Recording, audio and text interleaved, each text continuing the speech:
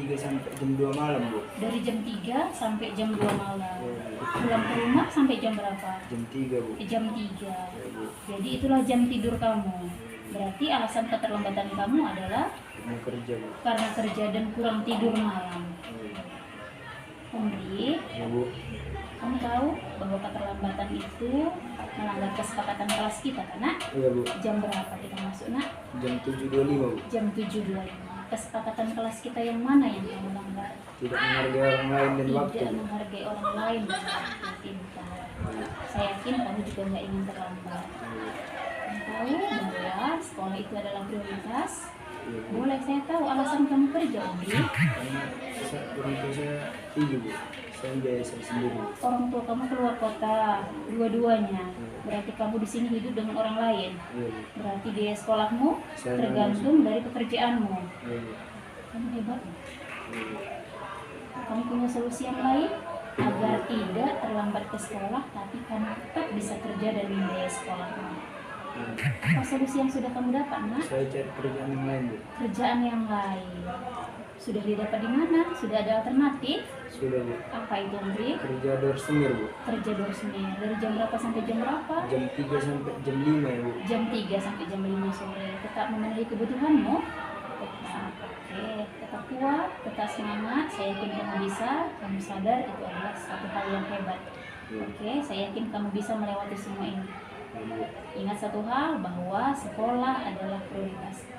Tetap jadi hebat, tetap jadi orang sukses. Saya tunggu perubahannya. Ya, Bu. Terima kasih Umri sudah datang Ya, Bu. kemari. Assalamualaikum. Waalaikumsalam, Bu.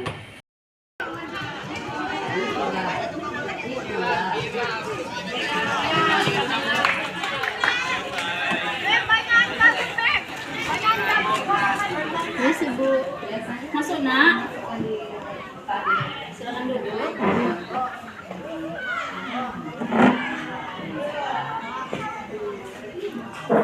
Terima kasih sudah beristirahat. Sudah sempat ke kantin. Maaf mengganggu waktunya sebentar. Ya, kalau kenapa Ibu panggil kemari? Karena ada keributan antara Jessica dan Web Di dalam kelas. Jadi pembelajaran tidak kondusif. Kenapa? Jadi Jessica jahil. Dianya sering ngambil makanan saya, padahal itu makanan belum saya makan. Baru saya keluarkan langsung ditarik sama dia. Saya kesal lah, Bu. Jadi saya marah-marah sama dia. Jadi marah sama Jessica, bersuara tinggi. Iya. Oke, sudah berapa kali itu dilakukan? Udah lebih dari 3 kali, Bu. Sudah lebih dari 3 kali. Setiap kali buka botol, Jessica-nya iseng, diambilnya Iya, duluan. tanpa langsung dia permisi. langsung tarik. Langsung tarik tanpa permisi. Jessica, boleh Ibu tahu alasannya kenapa itu dilakukan? Jadi saya tahu sebetulnya yang saya lakukan itu salah. Tapi saya punya alasan kenapa saya lakukan itu. Jadi kan gini, Bu, ibu saya itu kerjanya dari luar negeri. Jadi setiap pagi nggak ada ibu saya, dia nggak sarapan kan, Bu. Kemudian dia ini selalu bawa ke rumah dan menunya itu kayak mirip sama yang aku dimasak mama saya. Jadi untuk mengobati rindu saya itu saya akan Mengambil permisi dia tanpa permisi. Berarti ibunya baru bekerja di luar negeri. Selama ini belum sama ibu ya. Jadi karena selama ini membutuhkan masakan ibu, jadi rindu. Sudah berapa lama ibunya di luar negeri? sudah ada 3 bulan. Sudah ada 3 bulan. Sudah 3 bulan. Jessica, tahu yang dilakukan itu melanggar kesepakatan kita? Tahu kesepakatan kelas mana yang dilanggar, Nak? Tidak menghargai orang lain. Dia tahu ketika marah, ketika mengeluarkan suara keras, ketika melakukan keributan di kelas, itu melanggar kesepakatan kelas kita. Poin yang mana yang Kakak langgar? Tidak menghargai orang lain. Satu hal lagi, tidak menjaga sopan santun ya Jessica. Itu kan privasinya Dea. Oke? Jadi Dea, karena kita sudah tahu alasannya Jessica, walaupun tidak bisa dibenarkan itu ya Jessica, ibu berharap tidak terulang lagi. Apakah Jessica mau memaafkan Dea mau memaafkan Jessica? Ya. Jessica, kalaupun seandainya rindu, kalaupun seandainya pengen sekali dengan masakan Dea, Ibu permisi dulu. Kira-kira kalau seandainya Jessica permisi dan meminta sedikit bekalmu, akan kamu kasih? Enggak, Bu. Saya nggak keberatan kalau memang dia mintanya secara bagus, secara baik gitu. Ataupun dari waktu pulang, dia besok bawakan lebih ya, pasti saya bawa. Oke. Dengan berbesar hati, dia akan bantu kamu mengobati rindu kamu dengan tubuhmu. Jadi, apapun yang dilakukan dipertimbangkan dulu supaya tidak menjadi perlakuan lain. Oke? Setelah tahu, boleh minta maaf? Boleh. Silakan minta maaf. Terima kasih sudah menghadiri panggilan Ibu. Untuk selanjutnya tetap jadi sahabat yang kuat, tetap jadi anak-anak yang baik, tetap ikuti aturan kesepakatan kelas kita. Untuk kamu semua, terima kasih sudah menghadir di ruangan Ibu. Assalamualaikum. Terima kasih Bu telah memberikan saya pencerahan bahwa sekolah itu prioritas utama dibandingkan pekerjaan, dan saya akan memperbaiki diri saya agar tidak terlambat. Dan sekian dari saya, assalamualaikum warahmatullahi wabarakatuh. Terima kasih Bu telah memberikan saya pencerahan bahwa sekolah itu prioritas utama dibandingkan pekerjaan. Puji dan syukur kepada Tuhan Yang Maha Esa, karena kasih-Nya kita bisa menghadiri berbagai praktik baik yang akan disampaikan oleh Bu Sri Wahyuni. Tentang praktik baiknya adalah penerapan budaya positif. Yang terhormat kepada Bapak Kepala Sekolah, yang terhormat Ibu Wakil Kurikulum, yang saya banggakan Bapak Ibu Guru yang selalu bergerak dan menggerakkan peserta didik SMA Negeri 2 Rantau Selatan, pembelajaran yang berpihak pada murid. Nah, saat ini kita akan menyanyikan lagu Indonesia Raya. Kami persilakan kepada Bu Yuna untuk memimpin lagu Indonesia Raya.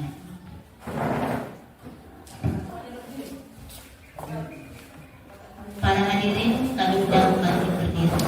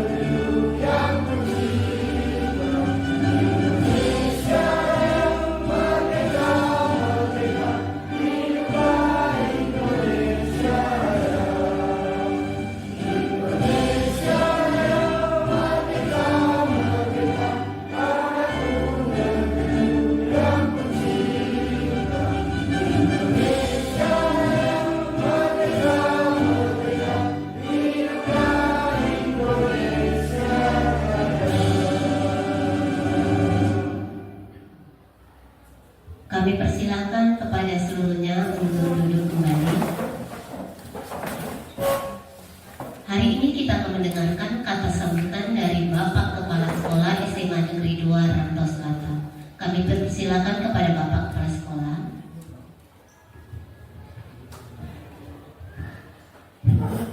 Bismillahirrahmanirrahim. Assalamualaikum warahmatullahi wabarakatuh. Selamat pagi menjelang siang bagi kita semua. Puji syukur kepada Allah SWT, Tuhan Yang Maha Esa, yang telah memberikan nikmat-Nya kepada kita untuk berkumpul di ruang laboratorium IPA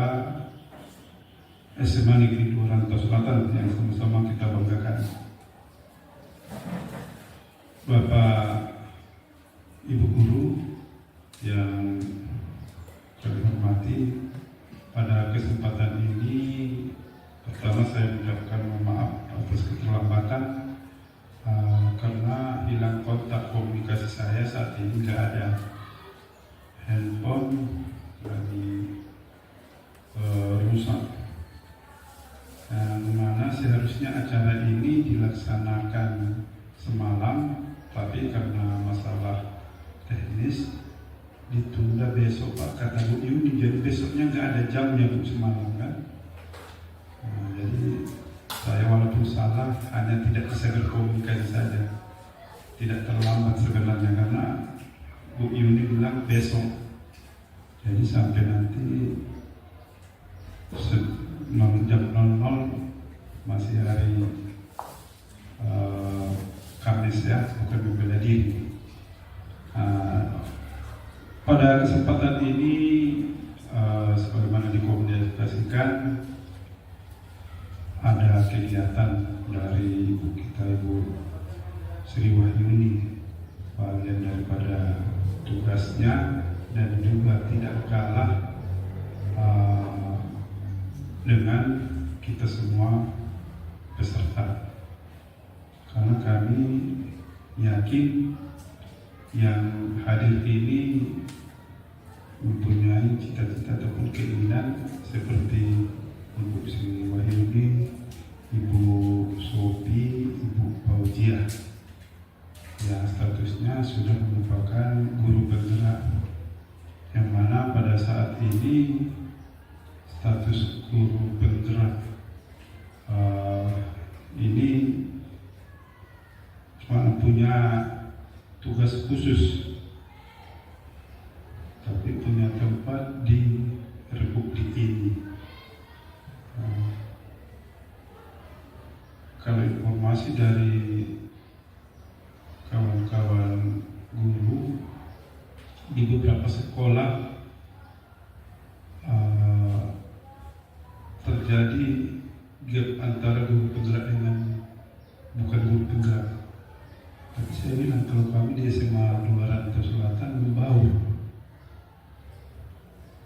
karena guru penggerak itu juga berfungsi untuk membantu guru-guru yang belum. Saya bilang, gimana caranya Pak?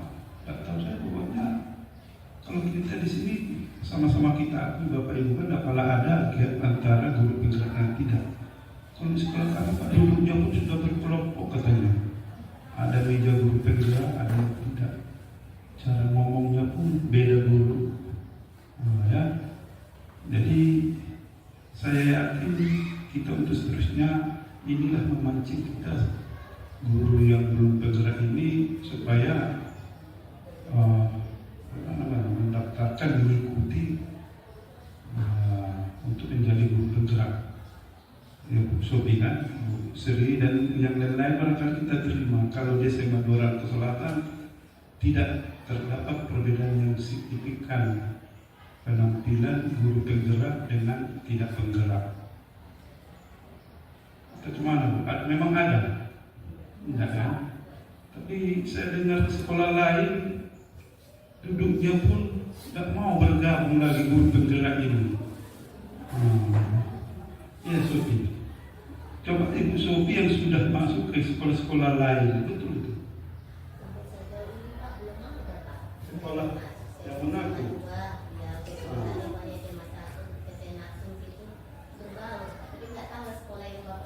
Iya. Coba kalau di sekolah kamu Pak, cuma yang ini mengajar di luar. Satu orang berarti belum berani itu pula, belum berani dia itu sendiri. Iya ya. Tapi begitulah dia mungkin dalam beban tugas berbeda. Jadi tolong kepada kita yang ke sana arahnya, jangan pasrah. Kita faktor umur berapa maksimal? Limpul. Belum ada yang limpul yang hadir ini. Iya. Yang belum limpul sampai limpul lewat kisaran lah sedikit kan. Nah, ya. Jadi Bu, apa udah berapa Bu? Oh, jadi belum ya. Jadi nanti malam masih bisa mendaftar. Iya. Jadi walaupun nanti kita tidak status guru penggerak, tapi cara belajar kita, mengajar kita sudah mengikuti kurikulum Merdeka. Begini Bapak Ibu, kita akui walaupun itu juga materinya, saya mengambil mata pelajaran matematika dulu. Benarnya matematika itu soalnya ini, jawabnya ini dari dulu saya SD sampai sekarang. 25 kali 25 itu 625. Tapi kalau yang zaman dulu kita 25 tulis 25 baru dikalikan 5 kali, begitu jalannya ke bawah. Jadi kalau di SMA saya temukan rumus ada di buku 25 kali 25 cukup 5 kali 5 25. Berarti 2 tambah 2 kali 3 berapa? 625. Sama jawabannya, cuma cara mencarinya lebih cepat.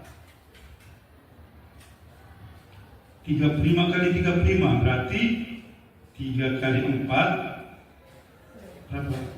12. Berarti 12 25 berarti 1225. 75 kali 75 berarti 7 kali 8 ya. Angka berikutnya 75 kali 75 berarti 7 kali 8 berapa? 56. Nah, berarti 5625 ya. Semua itu asal ujung 5 dikalikan 95 kali 95 berarti 9 kali 10 lah. 9 kali 10 berarti 925. Itu dia. Ada cara cepatnya kan. Jadi berkembang. Jadi kalau kita lihat di TikTok banyak kalian itulah untuk mencari hasil cari cepat. Namun konsepnya tetap ada. Itulah kita di sekolah. Mana yang lebih mudah pemahamannya, itulah kita ajarkan. Ya. Jadi seperti ini guru penggerak ini. Kalau saya menilai, mohon maaf Bu Sofi dan Bu apa, tidak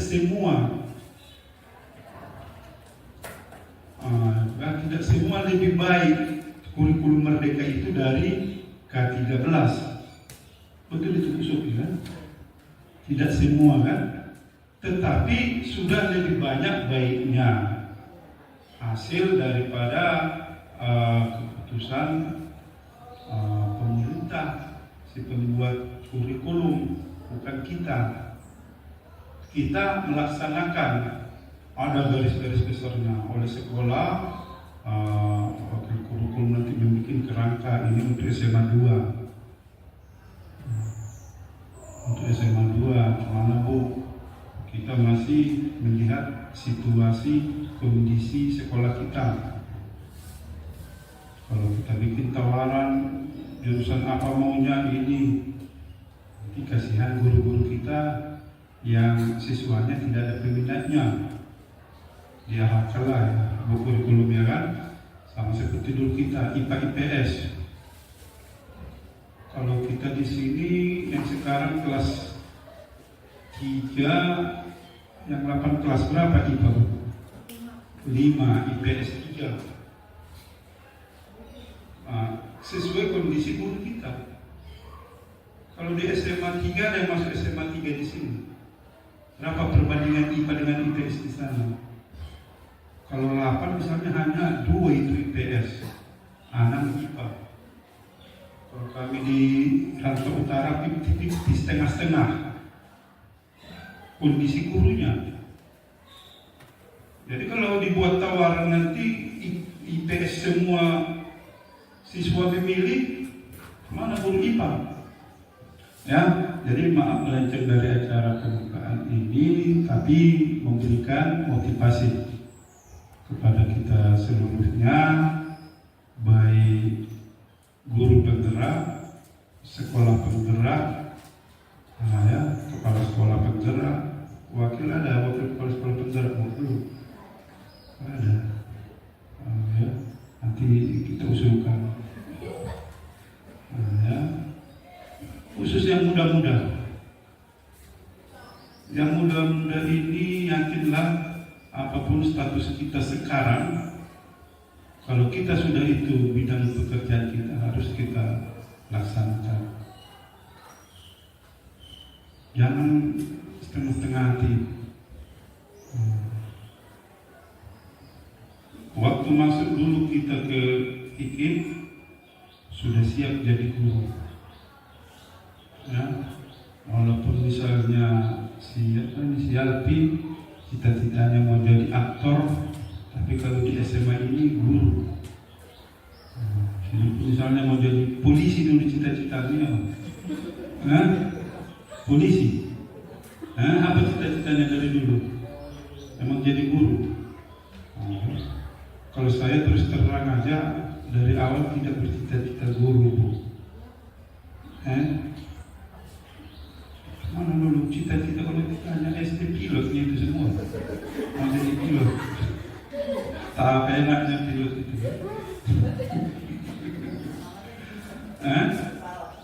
Iya kan?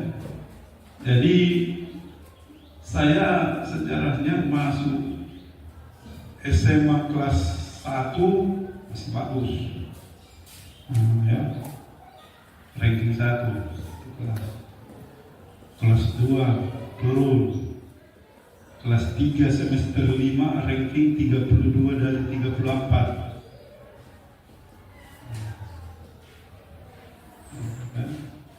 Tapi tes masuk PTN yang masuk hanya 3, ranking 1-nya, ranking 2-nya, ranking 32-nya.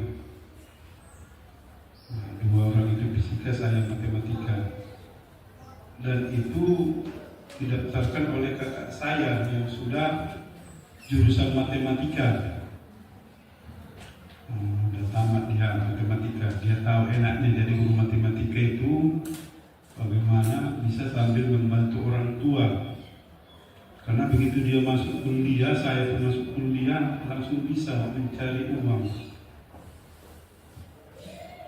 Dan sejalan dengan kuliah kita. Sebenarnya boleh kita bilangnya jurusan apapun, tapi cari uangnya yang lain ada. Tapi kalau kita matematika bisa sambil des matematika, mengajar matematika. Nah, jadilah saya guru matematika. Walaupun pada dasarnya tidak di hati, tapi kalau sudah digeluti itulah dia. Kemudian masuk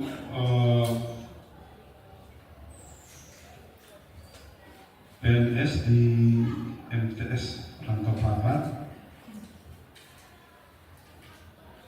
tidak sebagai guru matematika terus, bisa sebagai guru MP-nya, bisa sebagai guru IPA. Jadi dengan demikian kita banyak relasi. Ada di sini utama MTS, kan? Ada utama MTS. Ini dua. Nah, matematika saya di situ, kan? Jadi dia muda-muda bergeraklah, ya. Jadi mohon maaf tersita waktunya, dengan catatan kepada yang muda ditunggu, ya. Dan saatnya sekarang bergerak. Kalau mau jadi guru, jadilah guru. Jangan guru pun jadilah. Boleh kita kerja lain, boleh. Tapi tugas pokok kita sebagai guru harus kita laksanakan. Saya di sekolah ini jadi guru. Kalau di luar nggak tahu lagi saya jadi guru.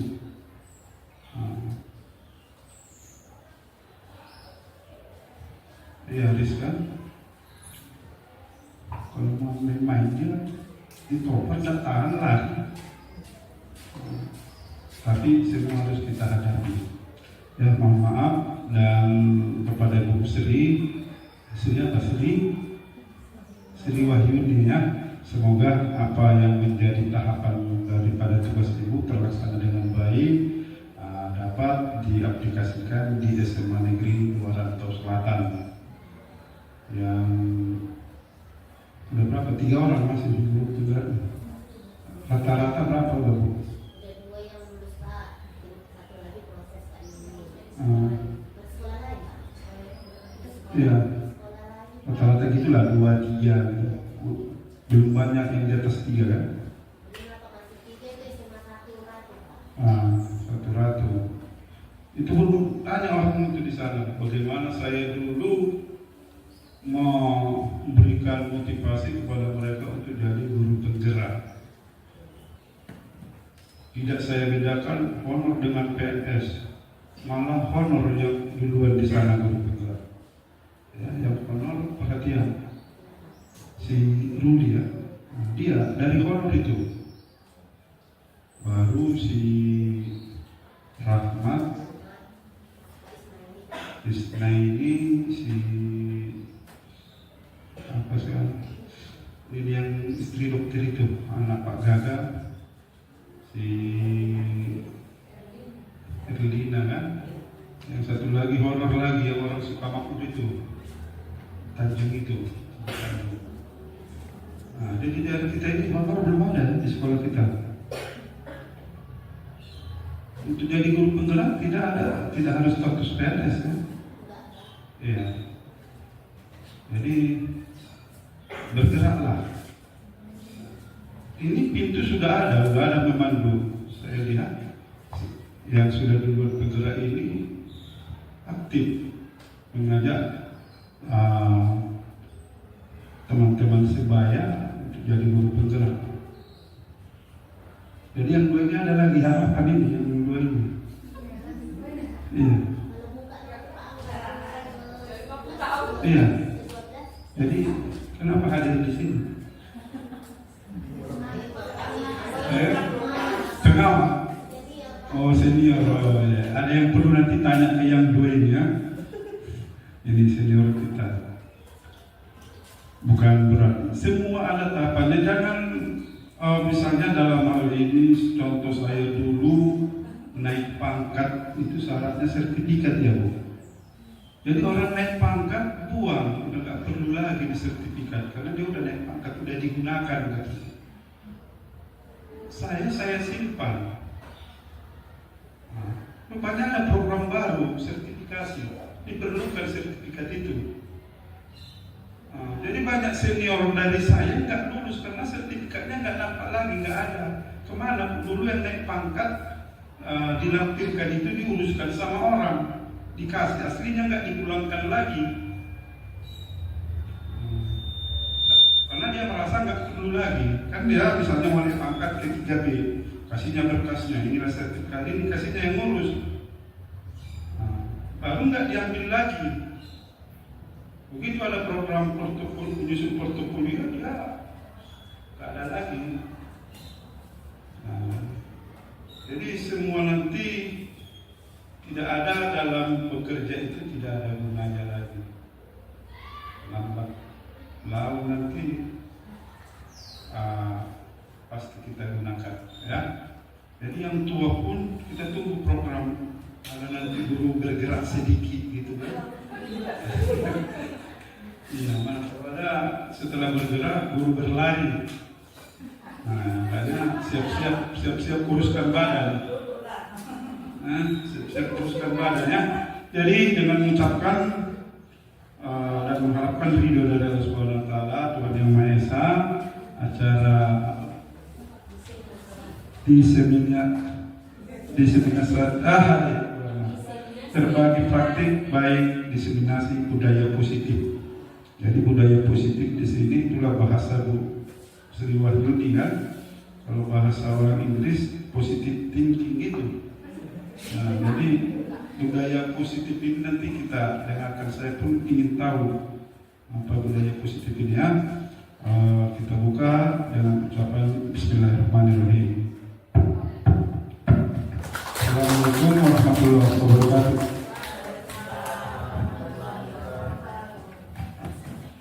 Terima kasih kepada Bapak Kepala Sekolah yang memberikan penguatan, motivasi dan saran bagi kita. Harapannya agar kita sebagai pendidik di SMA Negeri 2 Rantau Selatan tetap berkolaborasi. Jangan ada yang namanya memisahkan diri satu sama lain. Kita saling mendukung dan saling mendoakan untuk kemajuan pendidikan di SMA Negeri 2 Rantau Selatan. Sekali lagi kita berikan tepuk tangan untuk kita semuanya. Iya, terima kasih kepada Bapak Ibu. Hari ini kita akan mendengarkan berbagi praktik baik yang disampaikan oleh Ibu Sri Wahyuni. Saat itu, setelah Ibu itu berbagi, kita akan membuka sesi tanya jawab. Bapak Ibu, di ajaran baru kita akan melakukan kurikulum merdeka lagi. Jadi harapan saya di budaya positif ini, inilah yang akan kita terapkan kalau kita sebagai wali kelas dan guru bidang studi ketika kita akan menyusun keyakinan kelas yang sudah kita terapkan pada pertemuan sebelumnya. Ini akan diberikan penguatan dan review lagi agar kita mengerti dan memahami. Kita berikan tepuk tangan kepada Bu Sri Wahyuni. Oke, terima kasih.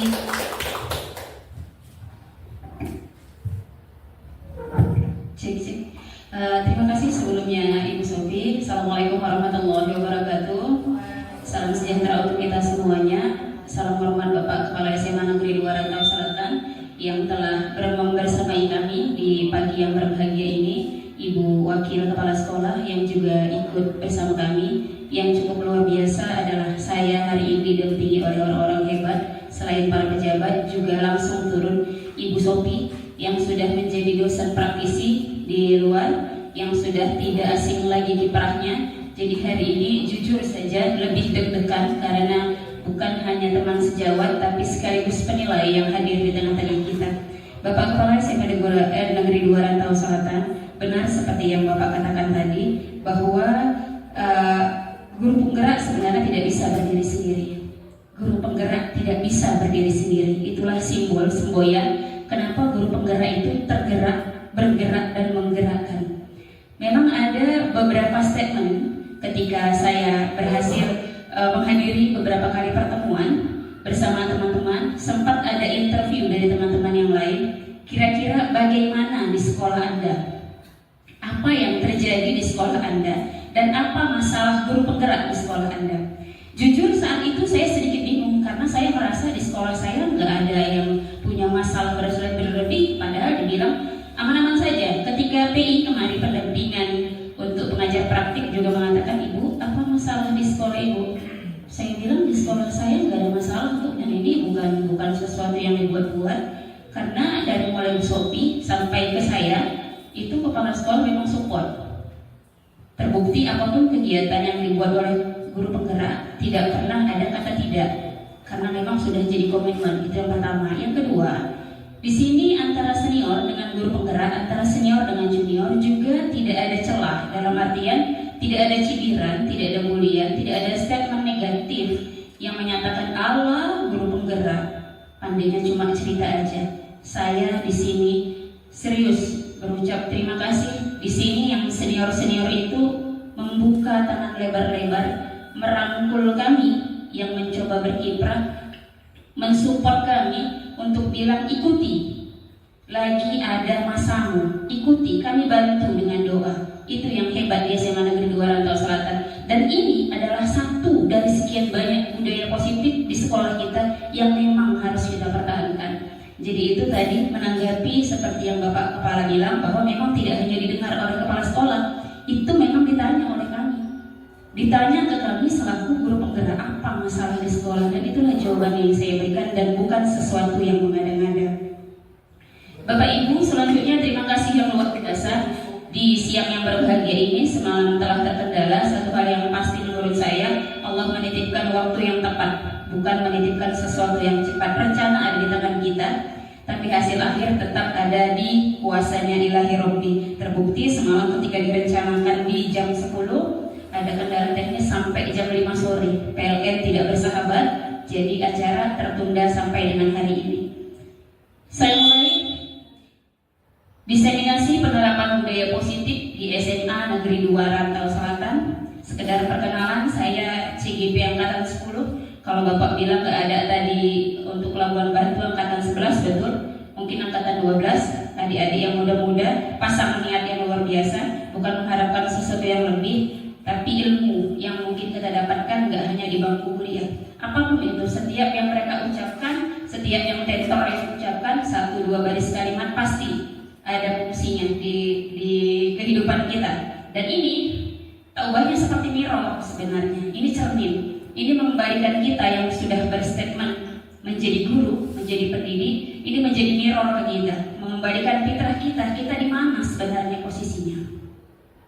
Kenapa ini menjadi mirror? Karena ini diangkat oleh praktisi pendidikan, bapak pendidikan, yaitu Ki Hajar Dewantara. Jadi dari review modul 1 itu, yang saat ini saya modul 14, berbagi aksi nyata ini, itu benar-benar diangkat pola pikir beliau dan berdasarkan pola pikir beberapa praktisi pendidikan. Makanya saya bilang ini mirror untuk kita.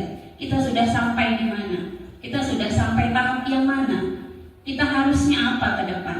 Selama ini kita relnya betul atau enggak? Kalau seandainya memang kurang tepat, yuk sama-sama kita perbaiki. Jangan tanya sebesar apa perubahan, tapi mari kita tanya sudah sejauh mana perubahan itu kita lakukan. Diseminasi penerapan budaya positif di SMA Negeri 2 Rantau Selatan. Kita harus tahu budaya positif itu apa.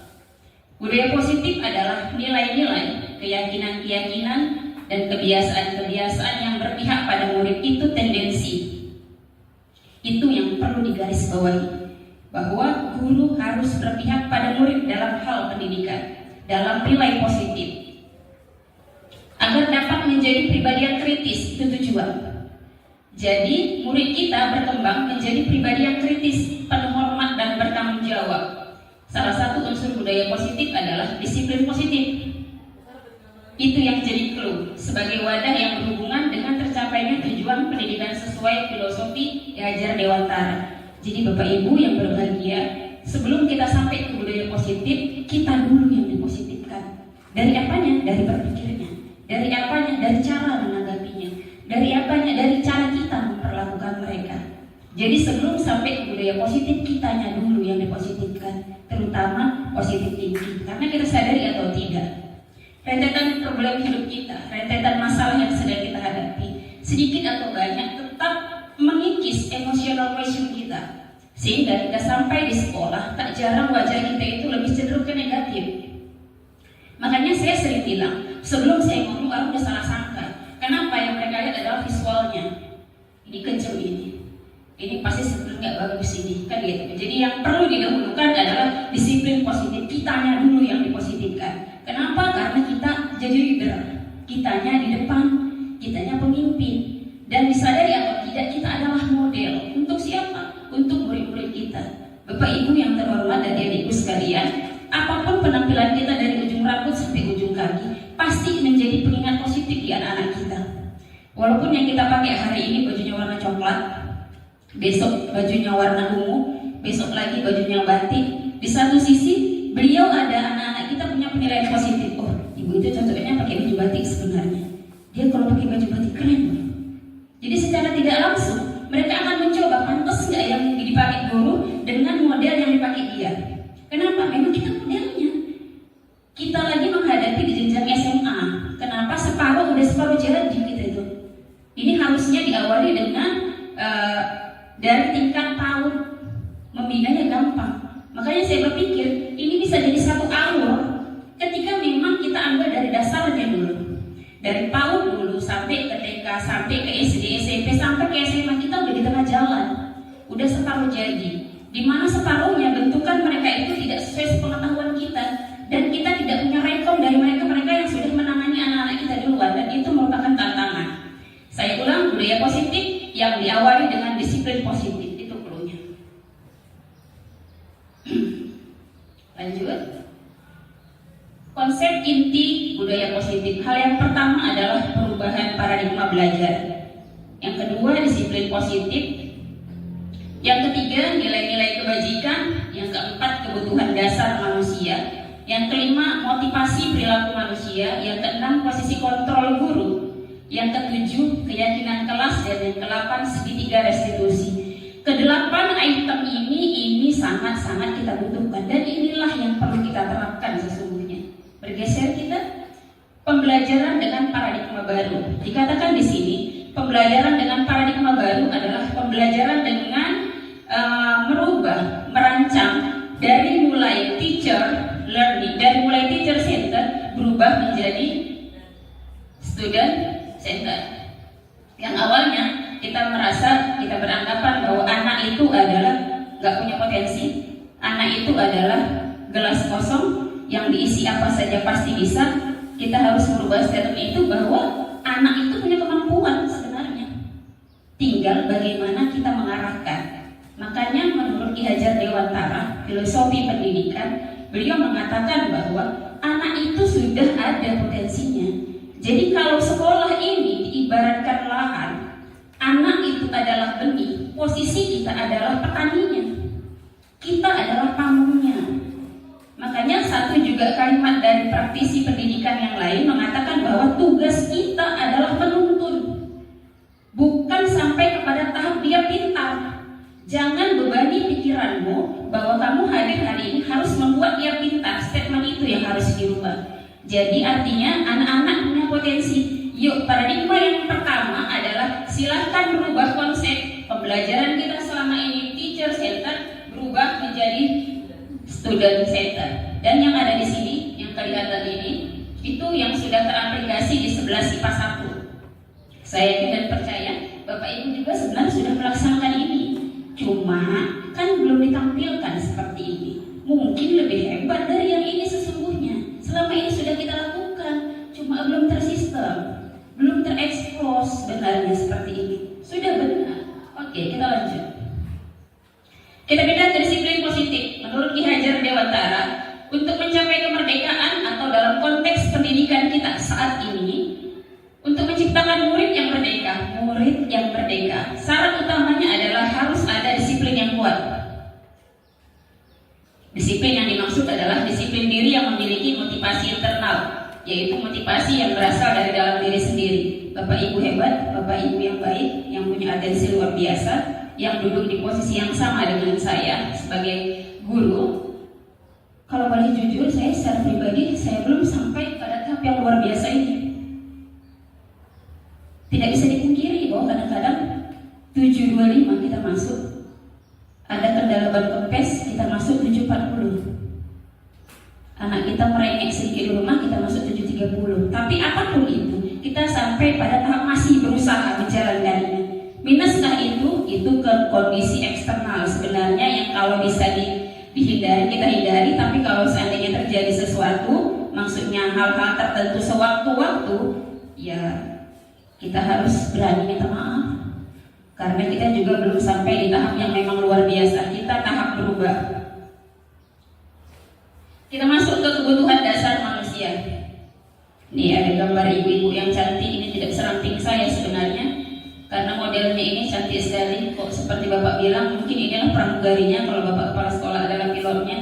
Tapi pilot, Bapak juga pilot di sini sebenarnya, leader kan? Cuma yang disetir bukan pesawat. Kita lanjut, kebutuhan bertahan hidup. Ini sebenarnya bukan hanya untuk siswa sih. Ini kebutuhan dasar manusia, berarti kita secara keseluruhan. Yang pertama, beberapa contoh dari kebutuhan bertahan hidup: butuh makan, butuh minum, butuh sehat, dan butuh merasa aman. Kenapa kita ada di sini bersama-sama? Karena kita merasain panggilan diri dan kita aman di sini, gitu. Dan kebutuhan ini bisa dipenuhi dengan makanan, olahraga, dan selanjutnya itu kebutuhan bertahan hidup. Untuk bertahan hidup kita butuh itu. Apa kebutuhan hidup yang selanjutnya? Kasih sayang dan rasa diterima. Yuk tanya ke kita.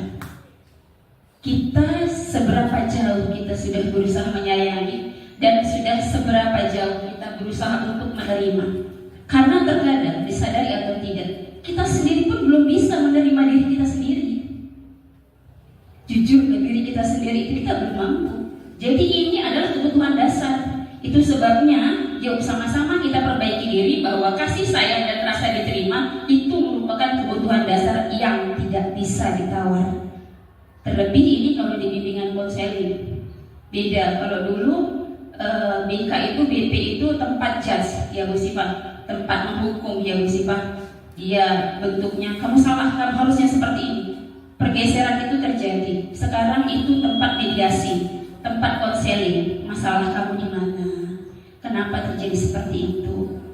Disadari atau tidak, apapun yang dia buat pasti dia punya tujuan. Gitu. Yang ketiga, kekuasaan. Kita butuh ini.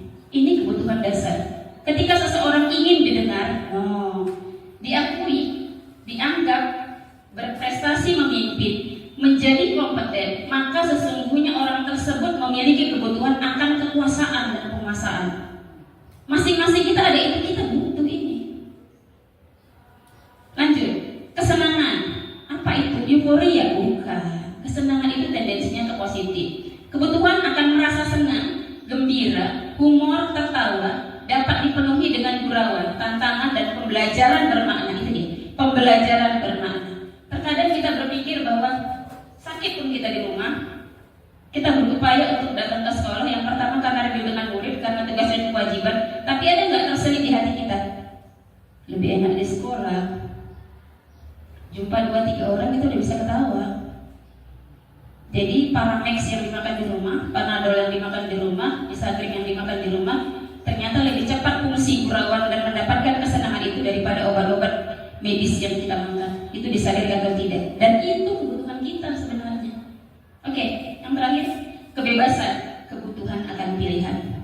Kebutuhan ini merupakan kebutuhan untuk memilih dan membuat pilihan, untuk mandiri, mengeksplor hal-hal baru dan sebagainya. Bapak Ibu yang baik, Bapak Ibu yang hebat, saya yakin dan percaya di dalam kepala kita sudah terpikir apa sih sebenarnya yang bagus untuk murid-murid kita, dan jangan malu untuk mengeksplor itu.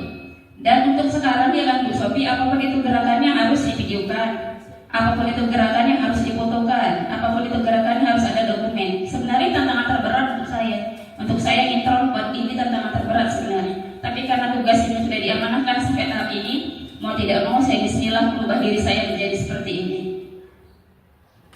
Oke. Motivasi perilaku manusia. Menurut Diane Gosen, seorang praktisi pendidikan, dalam bukunya Restructured Goal Disiplin menyatakan ada motivasi perilaku manusia. Jadi manusia itu berperilaku karena sebuah motivasi. Yang pertama, untuk menghindari ketidaknyamanan atau hukuman. Kita pernah nggak ada di tahap itu? Untuk mendapatkan imbalan atau penghargaan dari orang lain, pernah nggak kita melakukan itu? Bahkan dikatakan oleh praktisi, jangan selalu mensupport anak-anak itu karena sebuah reward. Yang perlu dilakukan adalah munculkan sadar perilakunya karena memang dia harus berperilaku baik. Terkadang kita kasih pulpen kalau pekerjaannya siap, dan itu tidak perlu terlalu seperti itu. Akhirnya dia melakukan perbuatan dengan alasan reward. Itu kata praktisi pendidikan. Untuk menjadi orang yang mereka inginkan dan menghargai diri sendiri, ini mereka menunjukkan jati dirinya, karena memang mereka nggak lagi cari jati diri itu ada, tinggal mereka mengenali saja. Dengan apa? Dengan nilai-nilai yang mereka percaya. Yang pertama sekali adalah nilai religi. Ini miskonsepsi yang selama ini mungkin terpatri secara tidak sengaja kita lalui dan mungkin kita terapkan. Miskonsepsi itu ada salah pikir sebenarnya, salah tempat, bahwa sebenarnya yang monitoring, yang mengontrol murid adalah guru. Posisi kontrol restitusi sampai di tahap ini masih dengan praktisi pendidikan melalui serangkaian riset dan berdasarkan teori kontrol Dr. William Glasser juga dengan Diane Gosen berkesimpulan ada 5 posisi kontrol yang diterapkan oleh seorang guru. Kita ada di posisi yang mana? Kelima posisi kontrol tersebut adalah sebagai berikut. Ini yang cetakannya tebal. Ada penghukum, ada pembuat merasa bersalah, ada teman, ada pemantau, dan posisi tertinggi adalah manajer. Dari gambarnya saja tidak usah dijabarkan. Dari gambarnya saja kita sudah mendefinisikan bahwa seorang penghukum bisa menggunakan hukuman fisik maupun verbal. Jadi nggak cuma dipukul. Justru kalimat kita itu sebenarnya luar biasa menghujam. Orang yang menjalankan posisi penghukum senantiasa mengatakan bahwa sekolah memerlukan sistem atau alat yang dapat lebih menekan murid-murid lebih dalam lagi. Guru seperti ini senantiasa percaya bahwa hanya pada satu cara agar pembelajaran dapat berhenti. Kita masih pakai rotan, kita masih pakai bahasa yang menghardik. Ini gambar siapa ini? Walaupun sebenarnya yang lebih banyak mama ini sebenarnya ibu. Tapi di sini maaf bapak agak dipakai baju olahraganya di sini, bukan pesanan ke guru olahraga ya, karena guru olahraga di SMA 2 ini baik sih sebenarnya, bahkan menjadi teman. Kita masih seperti ini. Apa bedanya sebenarnya? Kalau kita masih di tahap ini, pelan-pelan yuk kita geser. Karena apapun ceritanya, menjadi orang yang dihukum itu kan gak enak. Walau itu bagian dari resiko mungkin dari yang dia kerjakan. Kita lompat dulu. Apa bedanya hukum dengan restitusi? Ini kita posisi diri kita dulu, posisi kontrol kita sebagai guru. Kita di mana penghukum? Kalau masih di situ, yuk bergeser sedikit. Yang mana pembuat merasa bersalah ini lebih lembut sebenarnya. Kalau ini keluhnya dihardik. Kenapa terlambat hari ini?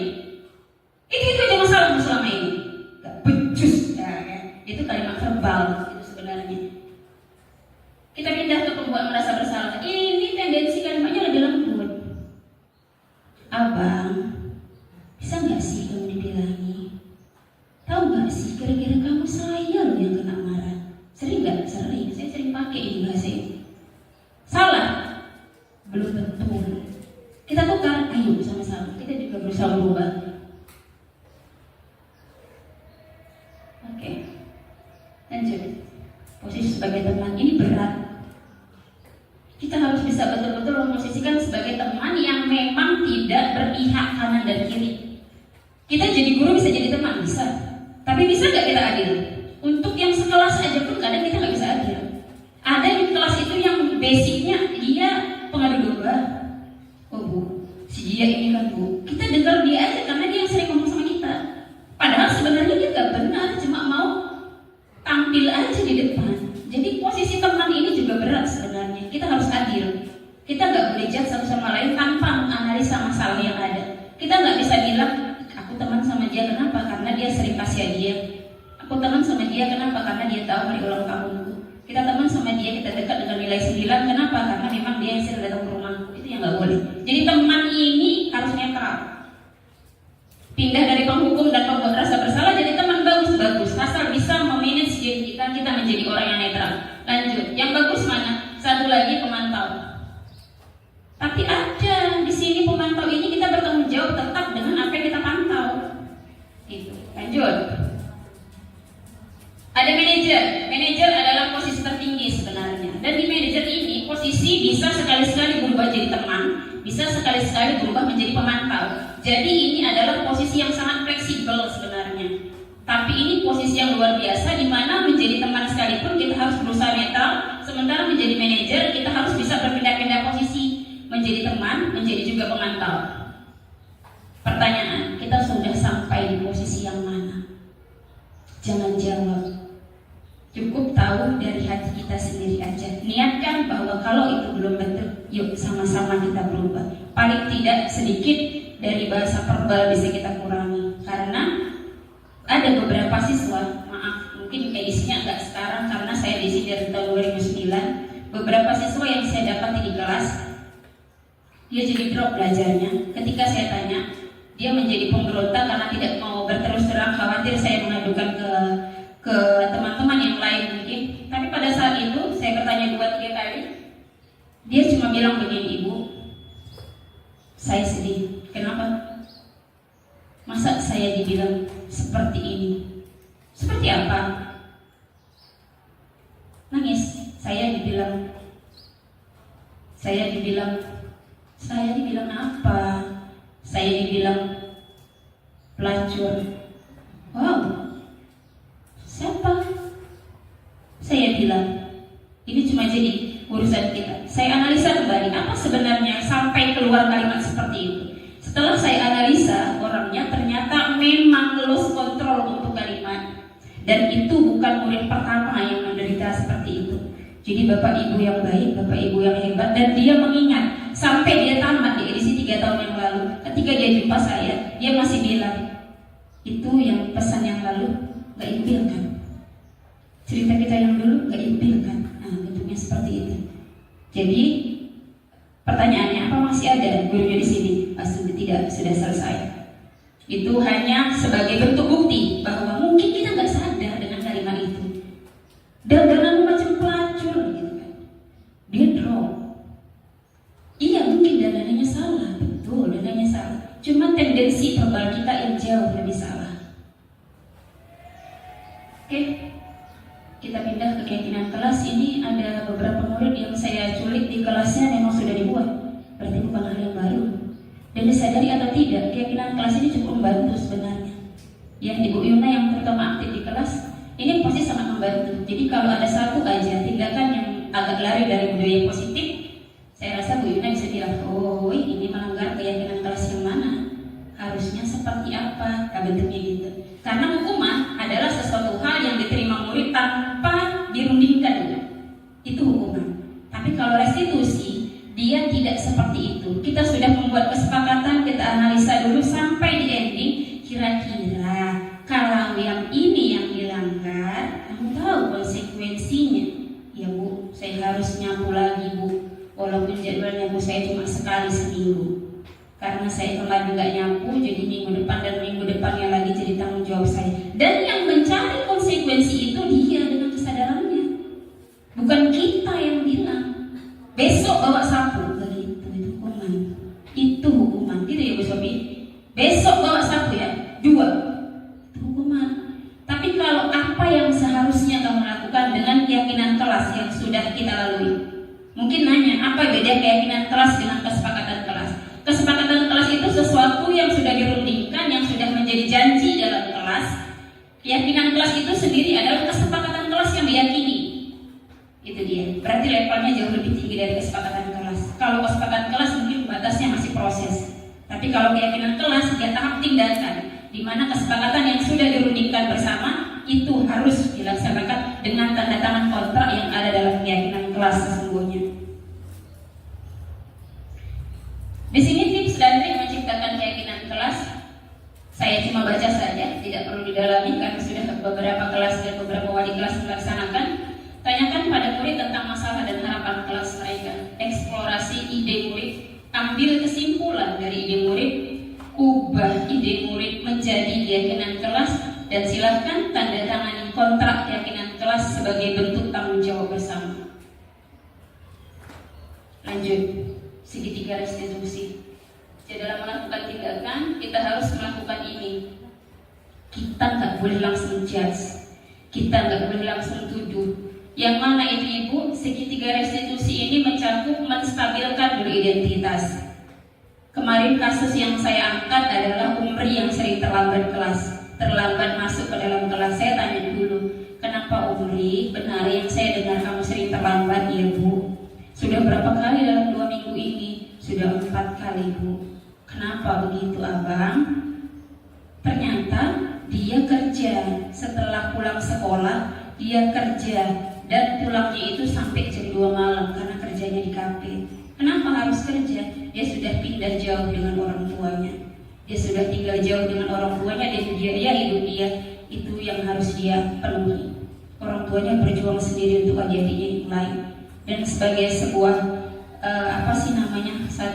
satu hal yang memang harus kita perkuat di sini, anak-anak kita adalah anak spesial, di mana kasih sayang, pengakuan dari keluarga itu bisa dibilang jarang mereka dapatkan, dan itu tantangan terberat kita sesungguhnya. Langkah pertama adalah menstabilkan identitas. Setelah distabilkan, setelah diketahui, kita validasi dulu tindakan yang salah. Betul nggak salah? Betul Bu. Yang mana yang dilanggar? Yang ini Bu. Memang sudah yakin? Ya ada kesepakatan kelas itu ada Bu. Oke. Menanyakan keyakinan. Kalau sudah seperti ini Bang yang kamu lakukan, sudah seperti ini yang kamu lakukan Kakak, kira-kira apa yang harus kamu laksanakan sebagai bentuk konsekuensi? konsekuensi. Ini Bu A gitu sendiri, dia menjalankannya begitu. Lanjut. Oke, ini contoh yang saya sebutkan. Itu ada beberapa video yang bisa kita putar dalam bentuk video, tapi nggak usah sekarang. Dan terakhir itu refleksi mereka bahwa mereka jauh lebih ingin diajak diskusi, mereka jauh lebih ingin diajak diskusi daripada mereka lebih mau menerima hukuman. Karena satu hal yang perlu kita tahu, mereka ingin dipahami bukan dihakimi. Ya, mereka ingin diakui bukan dijudge. Oke. Tergerak, bergerak, dan menggerakkan itu moto kami, itu semboyan kami. Berharap bahwa di pagi yang berbahagia ini menjadi berkah untuk saya secara pribadi. Saya bisa menganggap ini janji saya untuk bisa merubah diri saya. Terlebih lagi kalau seandainya 1-2 kalimat saya yang mungkin bisa mengajak adik-adik, teman-teman, bapak ibu guru semuanya untuk bisa sama-sama kita berkiprah di SMA 2 Rantau Selatan menjadi jadilah guru bukan guru jadilah, seperti yang sudah disampaikan oleh Bapak Kepala SMA Negeri 2 Rantau Selatan tadi. Oke, guru bergerak Indonesia maju, itu pasti. Lanjut, thank you, terima kasih yang luar biasa. Ini penutup, tapi sebelum kesini saya izin Bapak Kepala Sekolah untuk ice breaking tanpa alat dulu, karena macamnya udah agak ngantuk kali pun. Kan gitu ya, izin berdiri Bapak Ibu guru, mohon dengan hormat kita bisa bersama-sama sepenuhnya. Gak usah pakai lagu, gak apa-apa, karena agak sungkan ada Bapak di situ. Iya, agak merenggangkan sedikit. Ini grupnya namanya tadi cibi-cibi, jadi harus total ya cibi-cibinya, oke? Harus total cibi-cibinya. Ini gak perlu pakai alat ya, Bu Sophie. Bu Sophie boleh gabung di sini, Bu Sophie, karena gak boleh sebelah dengan Bapak. Boleh. Nggak ada tariannya di sini, tidak ada. Sebelum itu, Bu Sophie boleh di sini karena pakai teman dia, pakai teman. Jadi hitungannya hanya 1. Izin Bapak di depan, hitungannya hanya 1 sampai 3. Kalau 1 itu berarti kamu, Bapak Ibu guru, yang ditepuk adalah bahu teman sebelah kanannya. 1, woi, itu kalimatnya. 1, woi. Jadi sadarkan, jangan pakai dendam ya, jangan pakai dendam. Oke, sudah. Itu kalau yang saya sebut adalah 1. Ini boleh diaplikasikan nanti di kelas. Kalau 1 ulang ya. 1, 2, 3, 1. Suaranya agak-agak macam 50 orang gitu kan gitu ya, biar nggak ngantuk. Oke, ulang. 1, 2, 3. Oh gitu. Kakak kemana Kak? Karena macamnya geplak kakak ini kena gitu loh Kak. Gitu. Sini Bu Sipa, kasih. Ya, oke ya. Ulang ya. Itu masih 1 loh, masih ada 2 lagi. 1. Oke. Kalau yang 2, kalau saya bilang 2 berarti kasih jempol sama kepalanya asik, gitu ya. Ya nggak apa-apa Kak, karena kakaknya agak gede. Oke ya. Kalau saya bilang 2 kasih jempol asik, gitu ya. Oke, bisa jangan lupa gelengan kepalanya. 1. Iya, suaranya lebih semangat. 1.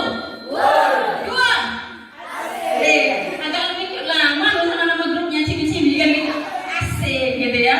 Jadi kalau 3, kenapa saya pisahkan ini? Kalau 3 yang dipegang adalah dagu. Saya ulang. Jadi kalau 3 saya bilang gitu kalimatnya ya. Kalau 3 berarti gitu ya. Awas kalau bersuara. Nggak dapat rekodnya kalau nggak bersuara. Finoma tepuk tangan. Ya, awas jangan salah. Itu tetap cibi-cibi ya. Jangan salah kaprah. Oke, saya ulang yang ketiga. 3. Ya, harus dengan bagian. Ini kok kanan kiri oke, ini namanya apa ini? Kanan kiri oke kan? Ulang, saya ulang dari nomor 1 ya. 1, 2, 3. Hanya itu yang dahsyat, gitu kan? Jadi silakan buat sesuai hitungan saya. Di sini silakan buat sesuai dengan hitungan saya.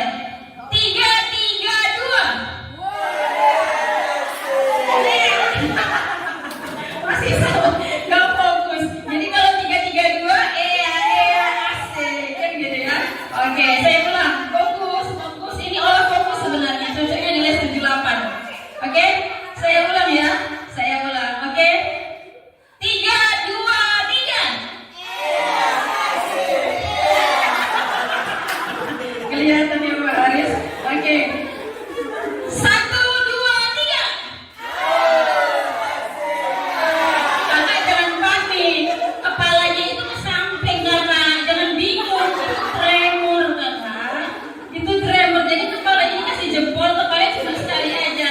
Asik gitu ya kan. Kita ulang biar lebih fokus. Ya, 1 kali lagi. Yang fokus dapat hadiah.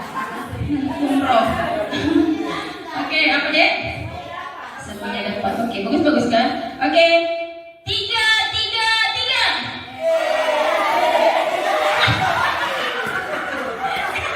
Oke, ini hanya sampel, nanti bisa dibuat di kelas ya. Dengan catatan yang perempuan dengan perempuan, yang laki-laki dengan laki-laki. Oke.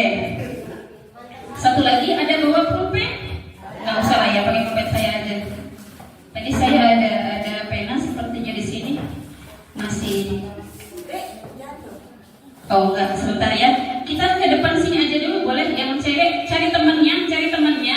Yang cewek, ya cari temannya. Oke. Yang cowok berarti bertiga lah kalian ya. Tunggu ya Bapak Ibu.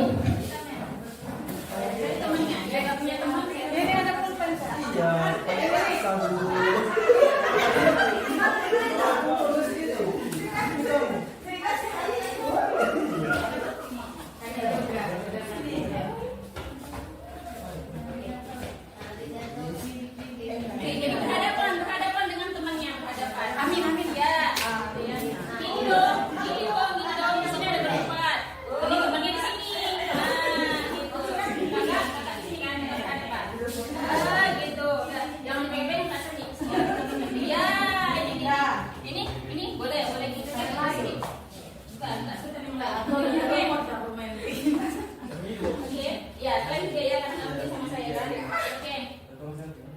Kakak mana kawannya? Ini, ambil ya. Jadi sesuai dengan instruksi. Kalau saya bilang kepala, berarti yang bisa dalam kepala. Ini kerjanya. Oh gini.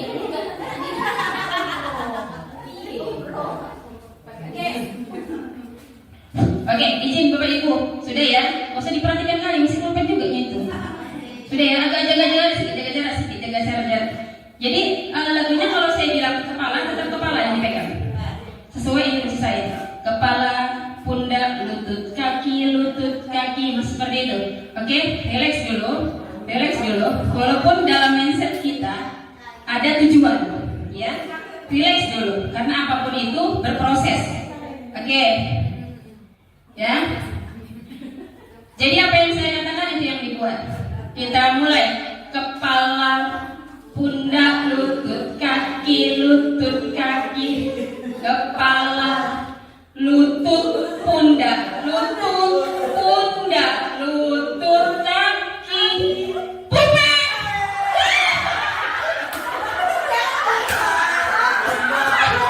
Saya bilang tetap pada tujuan, walaupun itu proses, kan gitu ya. Oke, jelas ya. Oke, terima kasih untuk atensinya. Silahkan kembali ke kursinya masing-masing. Silahkan bawa pulpennya. Terima kasih untuk sportivitasnya. Terima kasih untuk hari ini. Saya atas nama CGP Angkatan 10 yang sudah dikasih izin mengucapkan terima kasih luar biasa. Assalamualaikum warahmatullahi wabarakatuh.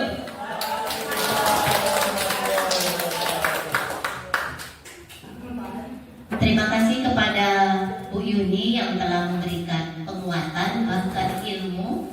Hendaknya kita bagikan di kelas dan kita terapkan di kelas kita masing-masing, karena budaya positif itu menuntut kita untuk membuka pola pikir peserta didik dan mengontrol posisi kita sebagai guru. Hendaknya kita belajar menjadi seorang manajer. Nah, itulah harapan kita, apalagi kita tingkat SMA. Dan kita juga hendaklah menerapkan restitusi ketika peserta didik mengalami suatu kesalahan atau pelanggaran, atau ketika tantangan dihadapan di rumah, di sekolah, di pergaulannya, kita hendak membuka ruang diskusi dengan cara restitusi. Namun semuanya itu para guru harus berkolaborasi, karena kolaborasi adalah kekuatan yang luar biasa yang dimiliki. Di kelas pun kita menerapkan kepada anak melakukan kolaborasi, karena dengan kolaborasi kita bisa meninjau penilaian, tingkat kompetensi dan karakter mereka. Baik, kita berikan tepuk tangan kepada Bu Yuni.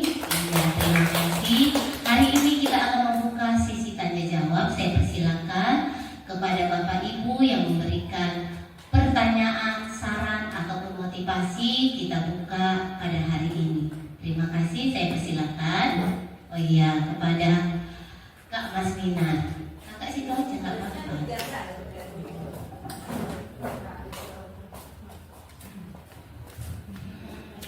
Assalamualaikum warahmatullahi wabarakatuh. Terima kasih kepada Bu Sofi yang telah memberikan kesempatan kepada saya. Saya di sini cuma mau bertanya, Bu. Tadi ada di situ menumbuhkan motivasi anak tadi. Kita tidak boleh memberikan reward. Ada kan? Kita tidak boleh memberikan reward. Akan tetapi di sini kadang-kadang kan karena anak kita ini kan berbeda-beda. Dengan adanya mengasihkan reward, mereka itu akan berlomba-lomba. Memang itu kalau di dalam Islam sokok menyokok ya kan. Tetapi itu kan tidak, gitu ya kan. Istilahnya reward ini bagaimana menumbuhkan bakat anak itu biar mau belajar. Mungkin awalnya, iya nah, nanti kita dapat hadiah. Lama-kelamaan mungkin tumbuh. Oh iya ya, rupanya enak belajar ini ya. Bagaimana tadi saya di situ agak menjangkal gitu kan Bu. Terima kasih, hanya itu saja. Kita berikan dulu tepuk tangan kepada Mbak Masmina. Iya. Langsung ditanggapi Kak? Langsung? Oke deh, itu dulu. Oke, penanya kedua kami persilakan dari pihak lelaki, Kaum Adam. Oke. Boleh Pak Dik? Oh iya. Yang perempuan, Ibu Guru satu lagi, Rafika. Oke, luar biasa.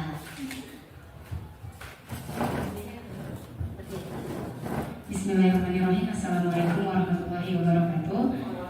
Sebelumnya terima kasih kepada Ibu Sofi sebagai moderator.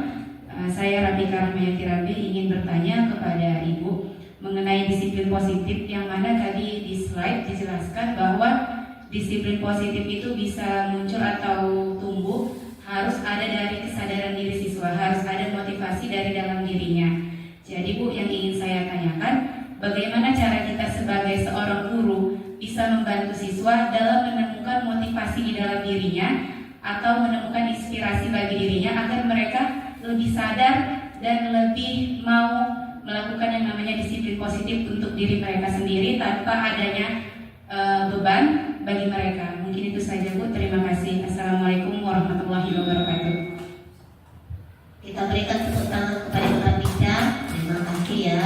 Kami persilakan kepada Bu Yulia yang menanggapi. Terima kasih untuk pertanyaannya. Inilah enaknya kalau kita kolaborasi dengan senior sebenarnya. Alasan saya mendampingkan kakak-kakak saya di sini, senior kita adalah bahwa ingin membuktikan bahwa kita junior dengan senior itu gak beda gitu. Buktinya mereka bisa sumbang saran, bisa kritisi. Ibu Masmina tadi saya katakan, bukan saya katakan sih, dalam slide itu ada saya tunjukkan bahwa kalau untuk menumbuhkan motivasi anak itu tidak butuh reward, jangan kasih reward. Kenapa? Karena dikhawatirkan anak itu termotivasi bergerak karena imbalan. Tapi ini kembali ketika seperti saya katakan di awal bahwa tergantung pendekatan. Kita sudah berada di tengah. Kita di tingkat sekolah menengah atas. Gitu. Harusnya ini dari mana? Dari bawah. Pendekatannya dari mana? Dari rumah. Karena rumah adalah madrasah awal. Kalau dari awal ketika kita bilang, kita contohkan saja di rumah, misal kita contohkan di rumah ke anak kita, atau si kakak mencontohkan ke adik bahwa tugasnya adalah nyapu, bahwa bersih itu adalah sebagian dari iman. Gini deh, kalau rumahnya bersih enak kan deh. Itu kalau dijejali tiap hari, dia akan termotivasi. Oh ternyata termindset di kepalanya, bersih itu enak. Gak perlu lagi mamanya ngomel mengeluarkan uang 20.000 untuk nyapu rumah. Berarti ini kembali kepada pendekatan dari awal, dasar. Makanya saya bilang ini bagus sekali. Tapi kalau kita memang merunutnya, kami semalam ada duodit dengan instruktur yang saya bilang praktisi pendidikan luar biasa. Beliau praktisi SLB, beliau praktisi anak-anak yang memang berkebutuhan khusus dari A sampai D gelombangnya. Beliau praktisi yoga, beliau juga praktisi para guru PAUD, beliau juga praktisi pendidikan. Jadi saya bilang ibu itu kompleks sebenarnya, masih muda, keren. Yang keren apa? Teknis dan cara menghadapi audiens yang pada saat itu adalah murid sebenarnya. Juga orang tua. Jadi orang tua yang memang terbentur dengan perilaku anak di rumah, apa yang harus dia lakukan? Boleh konsultasi kayak gitu. Bahkan beliau bilang, Bapak Ibu yang menghadapi hambatan di sekolah, apa masalah anaknya? Ini nomor saya, tanya sama saya nggak apa-apa. Saya mengambil kesimpulan dari apa yang beliau paparkan, ini akan selaras seiring sejalan kalau kita memang dari dasar. Contoh sederhana, kita masukkan ke PAUD yang memang PAUD itu sendiri lebih mengedepankan keteladanan. Dia mencontohkan Azam, anak usia 18 bulan sudah tahu bahwa buang sampah di kelas itu nggak boleh. Dan Azam tadi sudah bisa menjadi tutor sebaya untuk anak yang disabil. Jadi Azam sudah bisa membawahi anak 3 orang yang disabil. Jadi saat si Azam itu ngutip tisu yang dibuang sembarangan, anak yang disabil sudah bisa ikuti Azam itu dulu tanpa disuruh. Dan dia tahu tempat sampah di situ, itu dulu dasarnya. Makanya saya berpikir bahwa iya, Azam selesai dari PAUD yang pada saat itu tokohnya adalah Azam. Dan ketika Azam masuk ke SD, saya berharap di SD tadi dapat rekom dari orang yang ngajarin Azam. Azam itu karakternya begini. Azam itu yang sudah diperolehnya begini. Kita melakukan. Itu baru sinkron. Tapi kita kan dapatnya di tengah. Yang ketika kita analisis anak itu, orang tuanya di kanan, yang satunya di kiri. Ketika dia ingin mendapatkan pengakuan, apa dibilang orang tua laki-lakinya? Karena kebetulan orang tua laki-lakinya sudah berkeluarga lagi, neneknya bilang sama dia, kau jangan sering-sering datang kemari. Gara-gara kau datang kemari, nanti berantem keluarga ayahmu. Dan itu fakta. Saya perlu sebut nama anaknya yang tahun semalam baru terjadi. Dia pulang jam 4 sore, dia ngekos di dekat rumah saya. Kenapa terlambat, Bang? Tiap hari terlambat. Gak capek dimarahin. Bu, saya jam 4 baru sampai rumah. Kerja di mana? Kebab. Kebab itu tutupnya jam 3, Bu. Saya beres-beres jam 4. Jadi ketika saya ketiduran, saya terbangun baru setengah 7. Untuk beberes lagi di rumah saya terlambat, Bu, sampai kemari. Saya tanya sama siapa mau tinggal di rumah. Sendirian, Bu. Saya ngekos. Keluarga yang lain, dia diam. Ayah, Pigi maksudnya berkeluarga lagi. Ibu, gak tahu dari mana. Karena saya dari kecil udah sama nenek. Ya Allah, nenek gak pernah bilang mama di mana. Gak ada, Bu, karena komunikasi seperti ditutup. Baik, ayahnya sekarang di mana? Ayahnya di negeri lama. Pernah jumpa sekali, Bu. Kapan? Minggu kemarin. Karena kata nenek saya harus tahu ayah saya. Sudah dijumpai? Sudah, Bu. Kesana? Iya, Bu. Tapi kata nenek dari bapak saya nggak boleh, Bu, kesana-sana lagi. Kenapa? Karena keluarga bapak saya sama keluarga mama saya yang baru jadi bertengkar gara-gara kehadiran saya. Kebayang ya posisinya di mana? Dan itu fakta, dan ini yang kita hadapi di SMA 2. Makanya saya bilang, kamu berangkat dari rumah, niatmu sekolah memperbaiki dirimu, saya bilang sudah jempol untuk kamu. Jadi terakhir saya jumpa di Brastagi, Abang, apa kabar? Baik, Bu, tapi maaf saya belum bisa kuliah, Bu. Saya mau kerja dulu ya, Bu. Saya nabung, gak apa-apa ya, Bu. Gak apa-apa, Bang. Yang penting ingat tujuan, Bu, saya bilang. Jadi 1-2 orang yang berhasil saya dekati bentuknya seperti itu. Mereka gak dapatkan kasih sayang, apalagi pengakuan. Dan ini tantangan kita sebenarnya. Jadi Mas Minat, jawaban tadi, kalau dia memang dari bawah, is okay tanpa ribut. Tapi kalau kita sampai di tengah, kita harus munculkan itu. Mau nggak mau, walaupun dengan tepuk tangan, itu udah ribut. Mereka merasa dihargai. Ya, jadi itu bentuknya. Saya bilang bukan harus paku mati itu, tapi lihat kondisinya, kita beranjak dari mana. Ibu Pika, tadi pertanyaannya, bagaimana menumbuhkan motivasi? Kembali ke sesi pendekatan. Dia butuhnya apa, dia maunya kemana.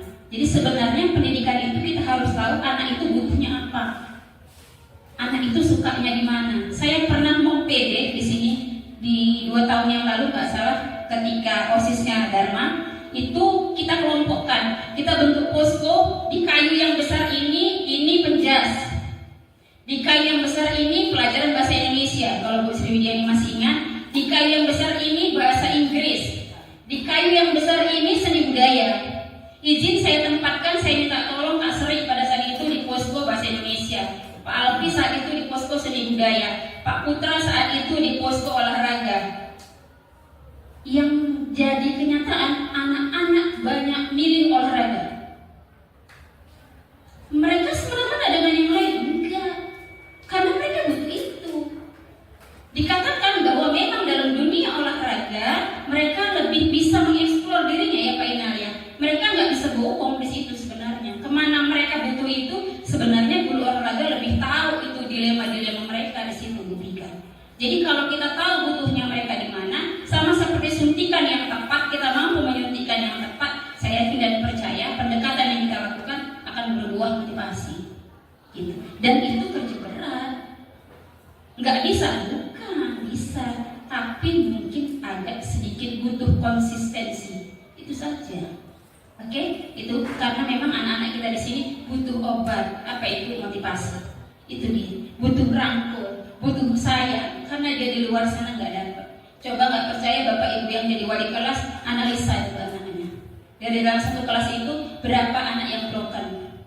Dalam satu kelas itu berapa anak yang ayah ibunya udah nggak ada? Dalam satu kelas itu berapa anak yang harus bekerja untuk menghidupi dirinya sendiri supaya tetap sekolah? Saya katakan orang melangkah kakinya satu-satu loh. Melangkah itu seperti ini. Satu kanan tukar kiri, satu kanan tukar kiri, itu melangkah. Tapi di sini hebat saya. Kamu nggak melangkah, kamu lompat. Kenapa? Kamu harus memikirkan pendidikan juga, kamu harus memikirkan perutmu. Saya bilang. Makanya saya bilang untuk kamu-kamu yang sudah berhasil untuk jujur dengan dirimu sendiri, jempol untuk kamu. Itu saja jawaban saya rasa saya kembalikan ke moderator.